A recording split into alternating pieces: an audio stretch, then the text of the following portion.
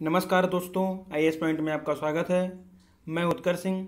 आज हम बात करने वाले हैं भारत में वीआईपी सुरक्षा पर और उससे संबंधित प्रावधान पर। सबसे पहले बात करते हैं कि चर्चा में क्यों है। बॉलीवुड अभिनेत्री कंगना रनौत को महाराष्ट्र के सत्तारूढ़ दल शिवसेना के राजनेताओं के साथ विवाद के मद्देनजर रखते हुए गृह मंत्रालय द्वारा Y+ श्रेणी की सुरक्षा दी गई है। अब आते हैं इसके प्रमुख बिंदुओं पर। नियमों के अनुसार Y+ सुरक्षा श्रेणी के तहत अभिनेत्री कंगना रनौत की सुरक्षा के लिए कुल 11 सुरक्षाकर्मी तैनात किए जाएंगे, जिनमें से 2 कमांडो भी होंगे। अब बात करते हैं कि किसे किसे यह सुरक्षा मिलती है। इस प्रकार की सुरक्षा को औपचारिक तौर पर वीआईपी सुरक्षा कहा जाता है और सैद्धांतिक रूप से यह मुख्यतः ऐसे लोगों को दिया जाता है जो नागरिक समाज अथवा सरकार में किसी महत्वपूर्ण स्थिति अथवा पद पर होते हैं। किसी भी व्यक्ति विशेष को सुरक्षा देने और किस श्रेणी की सुरक्षा देने का निर्णय गृह मंत्रालय द्वारा इंटेलिजेंस ब्यूरो (IB) और research and analysis wing (RA) जैसे खुफिया विभागों द्वारा दिए गए इनपुट के आधार पर लिया जाता है। ये दोनों खुफिया विभाग अपने विभिन्न स्रोतों से मिली जानकारी के आधार पर गृह मंत्रालय को बताते हैं कि किसी व्यक्ति को आतंकवादियों या अन्य असामाजिक तत्वों से किस प्रकार का खतरा है, जिसके बाद गृह मंत्रालय इस संबंध में निर्णय लेता है। वहीं कुछ लोग सरकार में अपने पद के कारण स्वतः ही इस प्रकार की सुरक्षा की श्रेणी में आ जाते हैं। इसमें प्रधानमंत्री, पूर्व प्रधानमंत्री और उसके परिवार के सदस्य शामिल हैं। इसके अलावा गृह मंत्री और राष्ट्रीय सुरक्षा सलाहकार भी अपने पद के कारण इस सुरक्षा के दायरे में आ जाते हैं। IB और RA के कार्यप्रणाली की आलोचना। ज्ञात हो कि भारतीय खुफिया विभाग किसी भी वैधानिक निकाय के प्रति जवाबदेही नहीं होता है। वे केवल गृह मंत्रालय तथा विदेश मंत्रालय के अतिरिक्त निगरानी के अधीन कार्य करते हैं। वहीं इन विभागों द्वारा प्राप्त किए गए कोई भी खुफिया जानकारी न तो सार्वजनिक की जाती है और न ही किसी अन्य विभाग द्वारा इसकी जांच की जा सकती है। कार्यप्रणाली की इस अस्पष्टता के कारण कई बार यह माना जाता है कि वीआईपी सुरक्षा में राजनीतिक कारणों से फेरबदल संभव है। अब देखते हैं सुरक्षा की विभिन्न श्रेणियां। सुरक्षा के कई श्रेणियां हैं। मोटे तौर पर वीआईपी सुरक्षा कवर की 6 श्रेणियां होती हैं। वीआईपी कवर की 6 श्रेणियां होती हैं: X, Y, Y+, Z, Z+ और स्पेशल प्रोटेक्शन ग्रुप (SPG).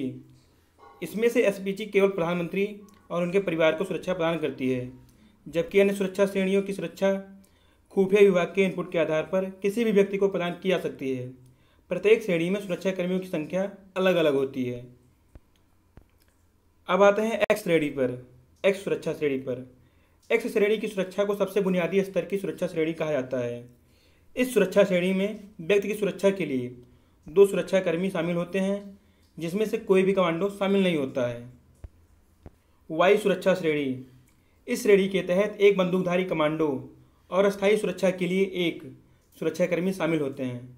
जब रोटेशन करना होता है तब 4 और शामिल हो जाते हैं।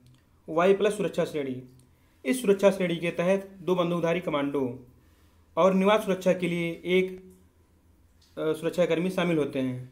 जब रोटेशन होता है तो 4 बंदूकधारी कमांडो और उसके बाद जब निवास सुरक्षा के लिए रोटेशन होता है तो 4 अतिरिक्त सैनिक शामिल हो जाते हैं। Z सुरक्षा श्रेणी।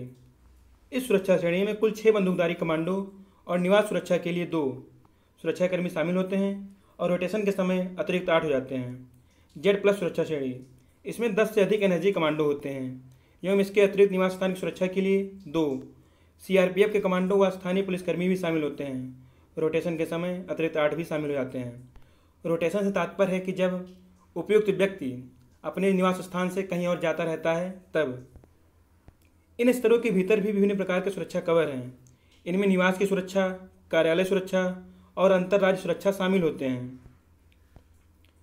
अब बात करते हैं कौन से सुरक्षा बल यह वीआईपी सुरक्षा मुहैया कराते हैं। प्रधानमंत्री और उनके परिवार के अलावा अन्य सभी लोगों को सुरक्षा कवर प्रदान करने का कार्य राष्ट्रीय सुरक्षा गार्ड (NSG), केंद्रीय रिजर्व पुलिस बल (CRPF) और केंद्रीय औद्योगिक सुरक्षा बल (CISF) द्वारा किया जाता है। इसके अलावा इसमें स्थानीय पुलिस भी शामिल होती है।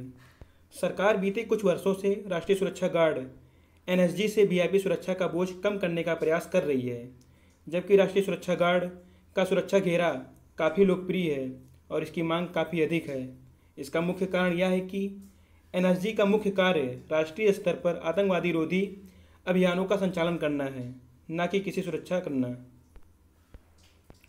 अब बात करते हैं वीआईपी सुरक्षा की लागत का भुगतान कौन करता है। खुफिया विभागों से प्राप्त सूचना के मूल्यांकन के पश्चात सरकार जिस किसी को भी यह सुरक्षा देती है उसे यह सुरक्षा पूरी तरह मुफ्त प्रदान की जाती है। हालांकि जिन लोगों को जेड और जेड प्लस श्रेणियों में सुरक्षा प्रदान की जाती है उन्हें सुरक्षा कर्मियों के आवास की व्यवस्था भी स्वयं करनी होती है, क्योंकि इस प्रकार की सुरक्षा श्रेणियों में सुरक्षा कर्मियों की संख्या काफ़ी अधिक होती है।